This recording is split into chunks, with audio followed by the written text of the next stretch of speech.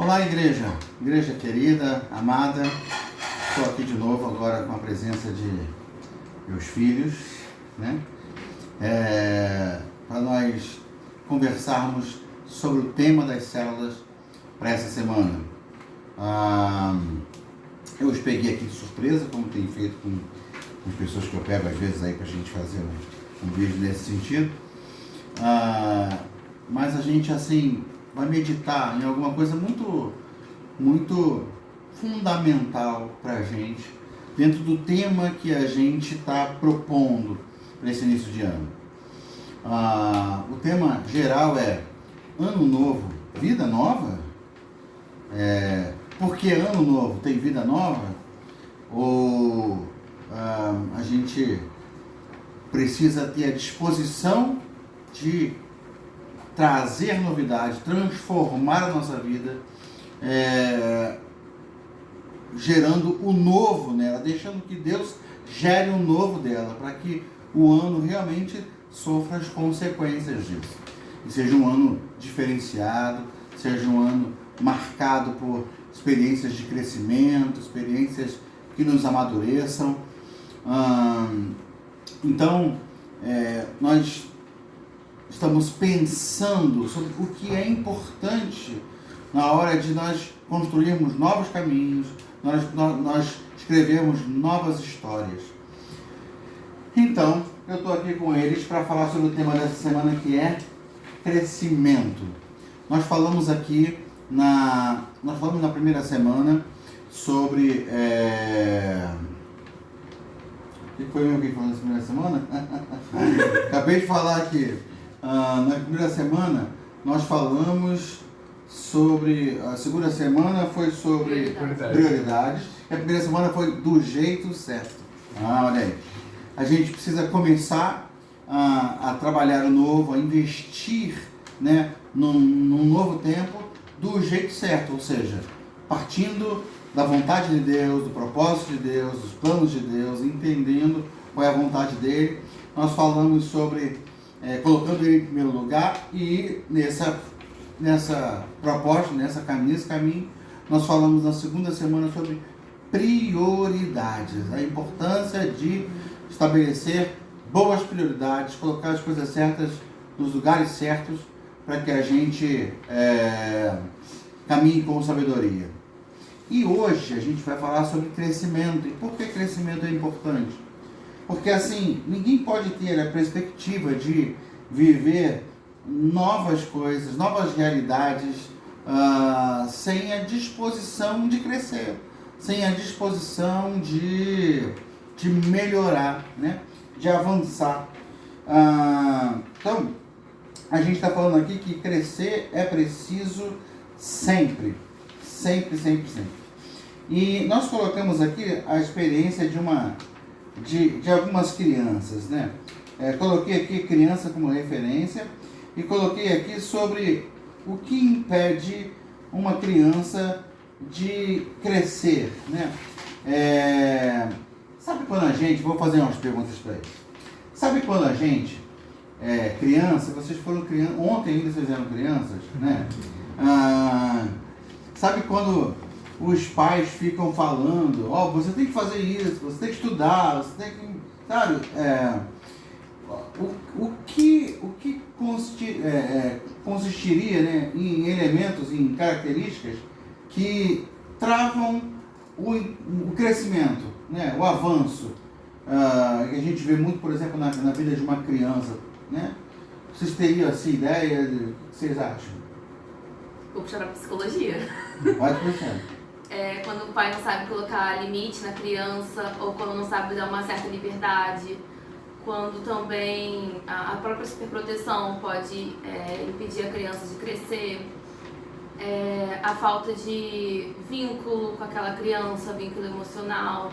Se a gente for pensar na questão espiritual, né, quando um pai não dá o exemplo dentro de casa de uma vida de oração, uma vida de devocional, uma vida correta diante de Deus, assim, são coisas que impedem essa criança de crescer na igreja, na vida espiritual dela. Quando um pai tem preguiça de ir para a igreja também, eu acho que são coisas que a criança vai crescendo não sendo ensinado a desenvolver, né? Tanto na sua vida emocional, né, socioemocional, assim, quanto na sua vida espiritual. O que vocês acham? Eu acho da mesma forma que para gerar crescimento você precisa ensinar, você precisa deixar aprender, né? Então, o que a Júlia comentou sobre a questão de dar liberdade, mas impor limites, é um princípio básico para o crescimento. Não tem como você se desenvolver, evoluir, sem experimentar por conta própria, mas também é bom ouvir os melhores caminhos a seguir, né? Acho que não tem como crescer se não for dessa forma. Além do aspecto dos pais, da responsabilidade dos pais nesse processo, existe uma característica fundamental na criança, né? Tudo isso que exige esse cuidado dos pais, a posição de limites e tudo mais, que é justamente a falta de maturidade, o comportamento infantil que a gente normalmente associa mesmo, né? A comportamentos infantis, que é a dificuldade de pensar a longo prazo, de sofrer momentos não tão divertidos agora, porque eles têm que ser feitos e vão dar retorno no futuro e tudo mais. Então essa mentalidade infantil, né, de querer resultados a curto prazo, recompensa imediata, eu acho que é fundamental na criança para dificultar ela a crescer, né? Por isso que ela precisa dessas intervenções, né? Então eu diria. Perfeito. Eu coloquei aqui 3 palavras que eu associei a uma atitude infantil que, assim, impede a criança de avançar, de evoluir em algumas áreas de sua vida. E os pais estão sempre brigando com os filhos por causa de algumas delas. Por exemplo, a preguiça, né? Quando o pai fala assim, olha, larga essa brincadeira aí, larga esse videogame aí, vai estudar, vai se dedicar a isso. Ou a criança quer ficar dormindo além da conta e o pai está lá acordando e encaminhando essa criança a vencer essa preguiça, até que assim a criança em algum momento desperte e se torne diligente, se torne comprometida com o seu próprio crescimento. E aí começa a ser organizada e responsável nos seus estudos, enfim, no seu investimento, no seu próprio crescimento. Eu coloquei aqui uma outra coisa que pode impedir uma criança de crescer, é o medo. Esse medo pode ter origem em uma autoestima debilitada. E a Júlia falou aqui sobre a questão de falta de sabedoria de pais, de trabalhar essa questão, de estimular, de encorajar, ou não saber fazer as coisas na dose certa e deixar a criança com muito medo do mundo, da vida, de enfrentar as coisas. Eu lembro que eu tinha, na minha época a nomenclatura era diferente, né? Eu estava no primário e eu tinha pavor do ginásio. E naquela época o pessoal falava assim, ó, você vai entrar no ginásio e tudo vai ser diferente. Você não vai chamar mais a professora de tia, vai ser professora, você vai ter vários cadernos com matérias diferentes, que lá era tudo muito simplificado, né? Que pavor era aquilo, que coisa difícil era aquilo. A gente ia entrar numa nova etapa, ter novas experiências, mas tá com medo disso. É tão importante pra gente o estímulo, mas o pessoal colocava medo, ó, se prepara, hein, ó, para com essa bobeirinha aí, né, você vai parar de escrever de lápis, vai ter que escrever de caneta, hein. Aí você não quer que aquilo chegue, não quer que aquilo aconteça, você não está estimulado para crescer, né? E uma outra coisa, que é talvez a mais complicada, eu até já usei aqui no exemplo, e que tem travado crentes de todas as idades, são as tais das distrações. Espiritualmente a gente não cresce porque a gente está tão distraído com tantas coisas, com, sabe, tantas luzes e cores, tantas coisas chamam a nossa atenção e a gente fica distraído e isso trava o nosso crescimento, a gente para de investir. E isso não só em relação à vida espiritual, mas em relação a outras áreas da vida. A gente para de investir porque está distraído com coisas fúteis, banais e coisas que falam de uma alegria imediata e a gente não pensa na importância da semeadura, né? O que vocês poderiam falar das distrações, as distrações que têm impedido tantos crentes de avançar, tantos crentes de crescer? Na verdade, quando a gente entra num ano assim, como crente, né, muitos de nós falamos assim, esse ano eu vou me dedicar, esse ano eu vou ler a Bíblia inteira, esse ano eu vou orar mais, vou participar dos encontros assim, vou me dedicar mais, mas no meio do caminho é absorvido por um monte de outras coisas e para a sua caminhada. Tipos de distrações vocês considerariam assim as mais nocivas, mais perigosas, sei lá, o que vocês considerariam aí? Eu acredito que as distrações elas são de todos os tipos, né? Elas não são apenas por questões relacionadas a prazer ou a recompensas imediatas e tudo mais. Mas preocupações da vida também de forma geral e banal também, preocupações banais da vida também são distrações na vida do cristão. Eu lembro da parábola dos solos, né, que o solo rochoso, né, ou o solo dos espinhos, agora não tenho...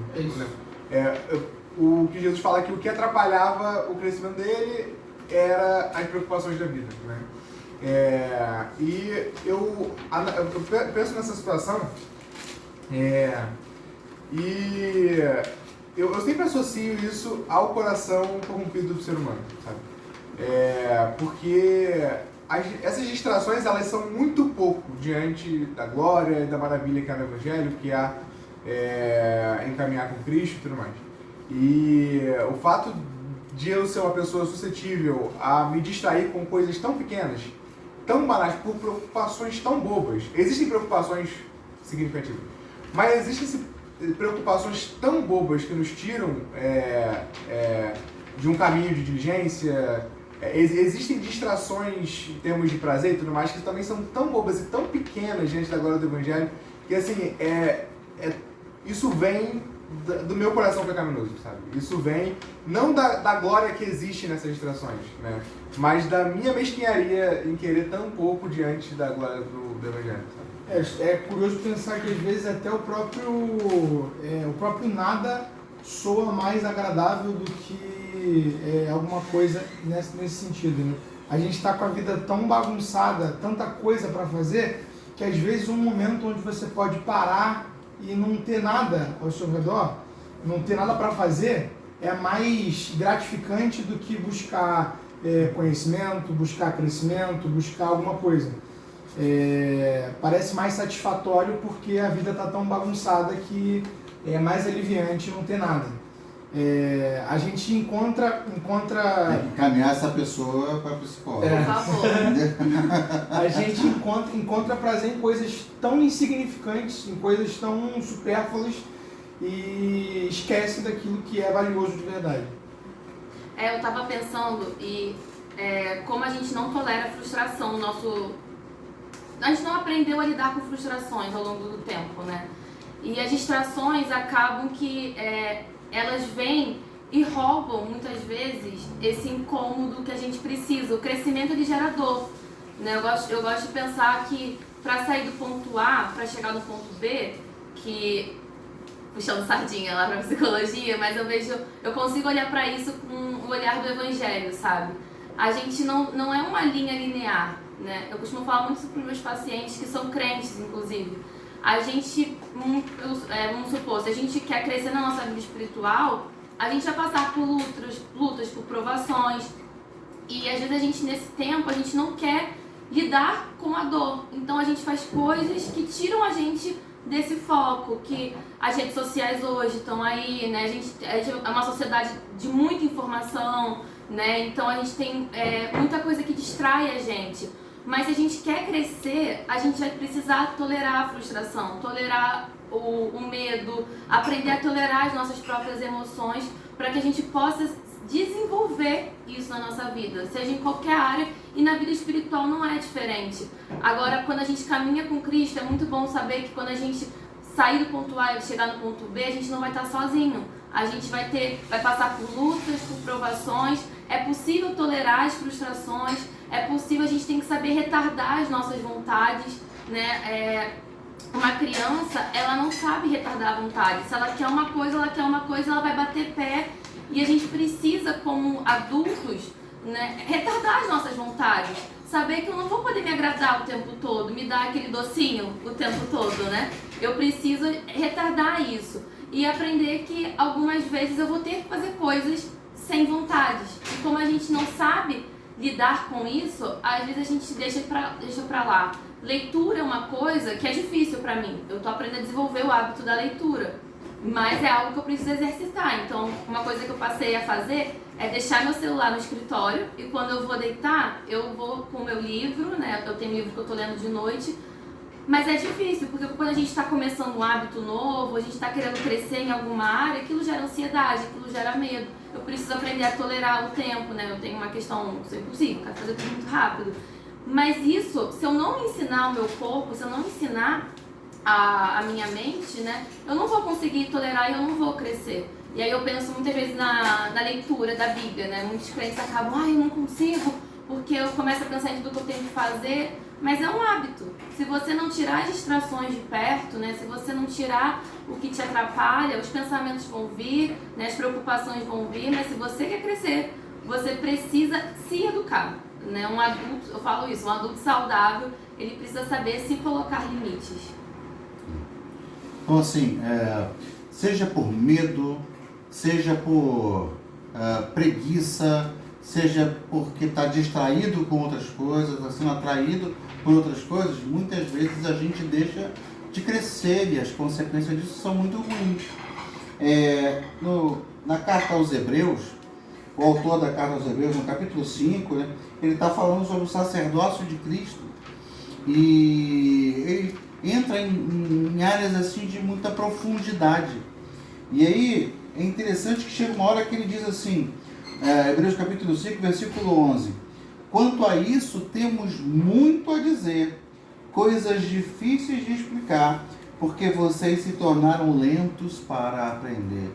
Que coisa, que pancada, né? Vocês se tornaram lentos para aprender. Ele diz assim, embora a esta altura já devessem ser mestres, precisam de alguém que ensine a vocês novamente os princípios elementares da palavra de Deus. Olha, vocês têm tempo suficiente nessa caminhada para serem mestres. Só que vocês ainda estão precisando de gente que ensine as bases, que ensine o beabá uma vida espiritual, na caminhada com Deus, né? Aí ele diz assim, estão precisando de leite e não de alimento sólido. Vocês estão precisando de leite, não de alimento sólido, não de coisa com profundidade. Quem se alimenta de leite ainda é criança e não tem experiência no ensino da justiça. Mas o alimento sólido é para os adultos, os quais, pelo exercício constante, tornaram-se aptos para discernir tanto o bem quanto o mal. Então, ou seja, ele está falando assim de gente que parou pelo caminho, que não avançou, que não cresceu. Eles já tinham tempo suficiente para serem mestres, para ter entendimento em coisas profundas, mas ainda estão no raso, ainda estão no superficial. E aí ele fala assim, olha, quem bebe leite é criança, né? O alimento sólido é para os adultos. Quem são os adultos? Aí ele vai falar, vai dar o pulo do gato. Quem são os adultos? Aqueles que pelo exercício constante tornaram-se aptos para discernir. Então, o exercício constante na vida espiritual, das disciplinas espirituais,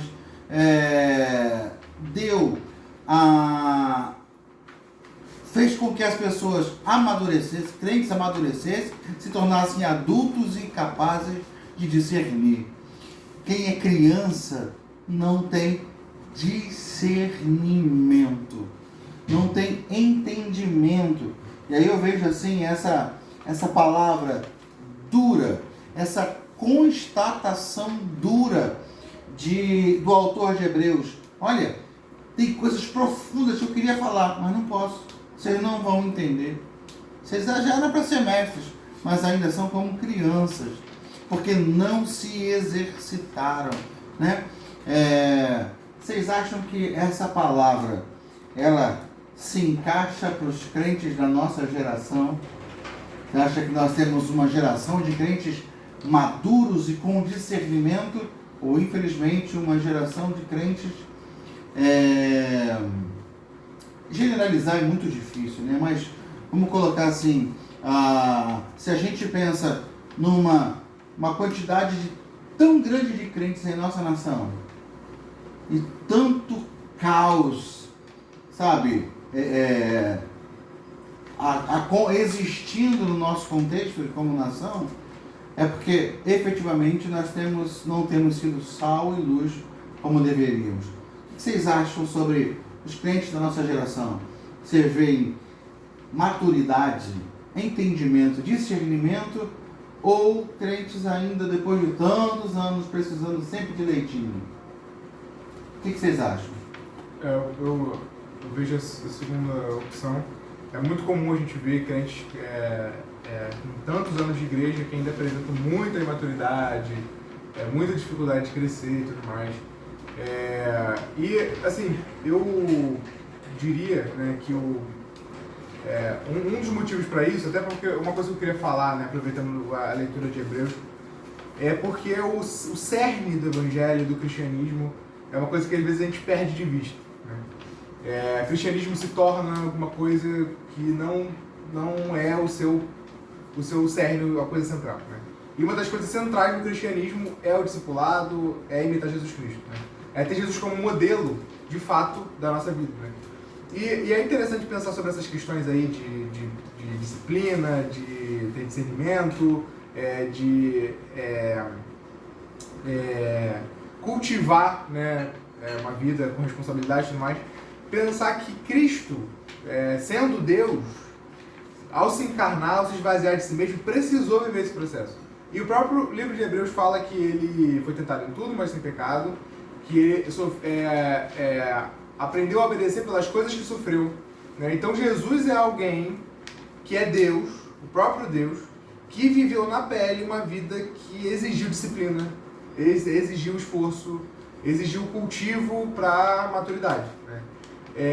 Ou seja, se eu quero ser igual a Jesus, eu preciso desse aspecto também, entende? Então Jesus acaba servindo como modelo para isso. Quando a gente perde de vista a imitação de Cristo, que é algo central na vida cristã, na fé cristã, e fica tocando sempre em pontos superficiais, a gente perde isso também, eu acredito. Eu concordo com o Matheus, assim, uma coisa que eu estava pensando enquanto o pastor estava falando é que crescimento dói. Eu estava lembrando da própria criança, né, que a criança quando começa a crescer, a perna começa a doer, aí a mãe fala, tem que comer banana, né, e tudo mais. E quando a gente quer crescer na nossa vida espiritual, a gente precisa abrir mão de coisas, né? E o Matheus estava falando aqui sobre imitar a Cristo. E muitos cristãos acabam não amadurecendo porque não querem abrir mão de prazeres momentâneos, ou não são honestos com ele mesmo. Querem ir para a igreja, mas não querem abrir mão da sua vida fora da igreja, né? E a gente, para seguir a Cristo, a gente vai ter que abrir mão de certas coisas. Se a gente quer crescer na nossa vida com Cristo, a gente vai ter que abrir mão para poder imitá-lo. Então, mas nesse processo de abrir mão, dói. Claro que dói. Quem quer abrir mão de coisas que são prazerosas, né? As próprias distrações, muitas vezes, são prazerosas. Mas a gente tem que lembrar que não tem crescimento sem dor, né? Às vezes a criança ela precisa começar, quando ela começa a introdução alimentar, ela começa aos pouquinhos, mas é necessário começar. Então, hoje a gente vê a nossa realidade brasileira, a gente tem muitas pessoas que se dizem cristãs, mas que não têm uma vida coerente, né? Então, a gente precisa começar a entender que se eu quero crescer, eu vou precisar abrir mão de coisas, porque eu quero imitar ao meu Cristo. Ser crente virou ou algo normal ou algo assustador, né? A gente perdeu o significado da coisa. Ser crente virou só um título, não virou mais uma mudança de vida, uma mudança de mentalidade, porque os crentes não amadureceram, tornaram o evangelho menos maduro, como crianças que fingem ser alguma coisa que não são. O evangelho se quebrou com o tempo, no caso o evangelho como um modelo, né, se quebrou como um tempo e se tornou algo menos relevante, menos efetivo. É verdade. Olha, o próximo texto é alguma coisa que completa essa compreensão, que é o de Efésios, capítulo 4, a partir do versículo 11, ele fala assim, do 11 ao 15, ele fala assim: e ele designou alguns para apóstolos, outros para profetas, outros para evangelistas e outros para pastores e mestres, com o fim de preparar os santos para a obra do ministério, para que o corpo de Cristo seja edificado, até que todos alcancemos a unidade da fé e do conhecimento do Filho de Deus e cheguemos à maturidade, atingindo a medida da plenitude de Cristo. O propósito é que não sejamos mais como crianças, levados de um lado para o outro pelas ondas, nem jogados para cá e para lá por todo vento de doutrina, e pela astúcia e esperteza de homens que induzem ao erro. Antes, seguindo a verdade em amor, cresçamos em tudo naquele que é a cabeça, Cristo. Dele todo o corpo, ajustado e unido pelo auxílio de todas as juntas, cresce e edifica-se a si mesmo em amor, na medida em que cada parte realiza a sua função. Então, esse texto está falando de uma responsabilidade individual, uma responsabilidade pessoal, que implica diretamente no compromisso com o corpo, com os outros irmãos. Ou seja, o meu crescimento é importante não só para eu crescer e me tornar um entendido, um sábio, né? Um mestre, até porque se a gente pensar no mestre, ele desenvolve uma função. Não é só ser mestre, não é um status, né? Ser mestre significa ser alguém que está passando adiante um conhecimento, passando adiante um estilo de vida, está formando discípulos, formando outras pessoas. Veja, esse texto fala que ele deu dons e ministérios a cada um de nós para que nós possamos contribuir no amadurecimento do corpo, para que nós não sejamos mais como crianças. Ou seja, o meu crescimento é importante não só para mim, mas para o corpo.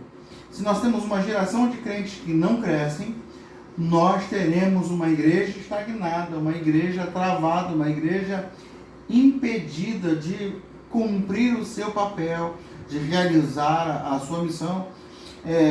Veja, se nós, exercendo o nosso chamado e o nosso ministério, preparamos os santos para a obra do ministério, até que todos alcancem a unidade da fé e do pleno conhecimento de Deus, até que todos amadureçam e não sejam mais como crianças, se nós não nos movermos em nosso chamado, em nosso ministério, e crescendo nisso, conhecendo isso, qual vai ser o resultado?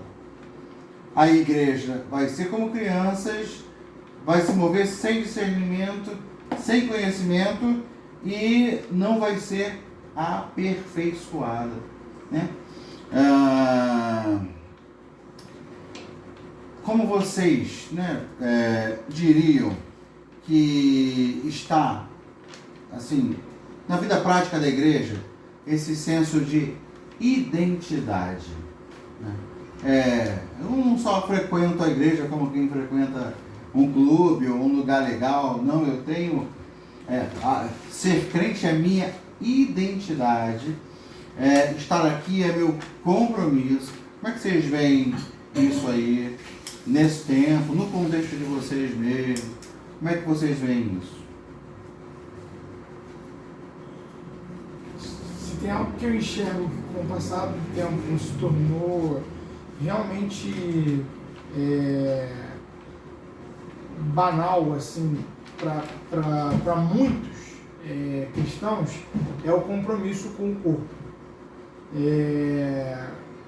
Hoje é muito mais fácil ser crente só para mim, me responsabilizar só comigo. E muitas vezes essa própria falsa ideia de só ter a minha responsabilidade comigo gera uma má responsabilidade comigo mesmo, porque o meu compromisso com o Evangelho não é tão eficiente para que eu possa cuidar de mim da forma que eu deveria. Então, porque uma coisa leva a outra. Exatamente. Se você tenta cuidar da sua própria vida e de alguma forma você meio que acha que conseguiu isso, você está num engano terrível. Porque se você se aproxima de Deus, da palavra, a primeira coisa que vai acontecer é esse discernimento de que você está inserido em alguma coisa maior e você precisa participar disso. Exatamente.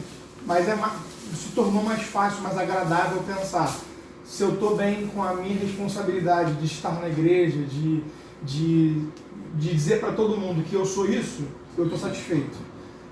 Com o passar dos anos isso ficou muito forte e isso enfraqueceu muito a igreja. Eu concordo com o Vitor, assim, acho que a pandemia também revelou um pouco disso, né? Tanto que agora se tem a nomenclatura desigrejados, né? A gente teve até aula disso lá na igreja. Não é possível a gente ser crente sozinho, não existe isso. É no corpo de Cristo onde eu sou afiado, sabe? Onde eu sou confrontado em amor, onde eu sou desafiado. A gente lendo aquele livro da humildade, né? Assim, quanto a gente precisa ser humilde para ouvir o outro. Então não existe crente fora do corpo, não existe como eu ser crente sozinho, não existe eu saber o que é melhor para mim, assim, não existe a gente não forma a nossa identidade sem estar no corpo de Cristo. Cada um tem uma responsabilidade. Eu sou responsável pelo Vitor, o Vitor é responsável por mim. Eu acho que a gente perdeu esse senso de responsabilidade com o outro. Não é que a gente vai sair se metendo na vida das pessoas, mas ter esse cuidado em amor, em saber amar aquela pessoa, amar o meu irmão, ser amado por ele. Né? O Matheus falou muito sobre disciplina, né? O quanto é dentro da igreja que a gente vai entender, a gente perdeu um pouco dessa coisa da disciplina eclesiástica, né? Mas é nesse lugar que a gente vai entender o que é ser disciplinado em amor. E isso vai gerar crescimento. Essa questão da igreja, eu também acredito que toca na questão da identidade. Profundamente toca na questão da identidade. É uma coisa que a gente vai sentindo falta, assim, na nossa experiência. A gente vê como é comum crentes não se sentirem realmente pertencentes e parte de um corpo, né? E essa falta de identidade prejudica a maneira como eles se relacionam, né, no seu coletivo. E assim, eu vejo vários motivos para isso, assim. Eu vejo que assim, é uma influência, por exemplo, da forma de pensar do nosso tempo, né? A igreja, ela passa por isso, assim, em vários momentos da história da igreja, ela recebeu influências, né, de filosofias fora do cristianismo e tudo mais, e essas filosofias muitas vezes trazem algo positivo que a gente pode aproveitar para a fé, mas muitas vezes trazem desafio e vai ser responsabilidade do cristão ter uma postura contracultural, né? E eu vejo que a gente pode estar falhando nisso, muitas vezes em ser contracultural, com esse espírito do nosso tempo, com essa forma de pensar do nosso tempo que é profundamente individualista. Né? A gente, nesse mundo pós-moderno, a gente enfatiza muito o individual, a subjetividade, essas coisas são extremamente enfatizadas, o que são coisas boas. Né? O problema é quando isso afeta a nossa teologia, a gente pensa tudo voltado para mim. É impressionante como a nossa teologia, ela sempre volta as coisas pro eu, pra mim, pra minha individualidade. Jesus morreu por mim, sabe? Eu vou lá querendo receber as bênçãos pra mim. para minha família, eu quero ouvir uma pregação que me traga algum conforto, que me traga uma mensagem de esperança para minha casa, para minha família, para minha história, e a gente perde o aspecto coletivo, sabe? E a gente esquece que a obra de Cristo, ela me atinge individualmente, mas principalmente a ênfase na Escritura é de que Cristo veio resgatar um povo, uma igreja, formar um povo de várias línguas, várias nações. Isso engloba até a diversidade cultural, a diversidade de línguas e tudo mais. Existe um aspecto cósmico na obra de Cristo, de transformação do mundo inteiro, sabe? Mostrando que a coisa transcende a mim, sabe? É muito maior do que eu, sabe? Não é sobre mim essa história, entendeu? Eu sou beneficiado nesse processo, lógico, mas não é sobre mim essa história, entendeu? E perder isso de vista, perder essas ênfases teológicas na Escritura por conta da nossa forma de pensar atual e sempre colocar na Escritura o aspecto individual, isso é problemático na hora da gente se relacionar com a igreja, sabe? Se a gente tiver uma teologia que leva a sério a coletividade como a Escritura leva a sério, isso é um primeiro passo para a gente... A gente levou a teologia para um lugar muito mais orgulhoso. Sim. E a gente perdeu uma das maiores qualidades do nosso Jesus, que é a humildade. Um dos maiores ensinamentos dele. Eu estava pensando, né? Se criou até a nomenclatura teologia do coach, né? Nesse processo de tanto focar na individualidade, na subjetividade, e esquecer que não é sobre nós exatamente, né? A teologia do coaching, quem quiser saber, tem lá a aula sobre sofrimento, onde eu falei sobre isso, mas trouxe essa questão de é sobre você, né? E trouxe isso pra dentro da igreja. E não é sobre nós, não é sobre eu, é sobre Victor, eu, Mateus, o pastor, é sobre um corpo. E no final não vai ser sobre a gente, vai ser sobre dar glória a Deus, né, em todo esse processo.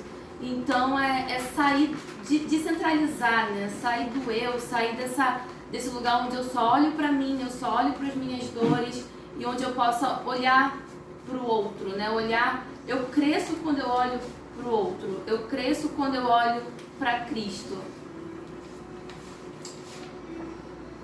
O autor de Hebreus, ele está escrevendo para um pessoal que está desistindo.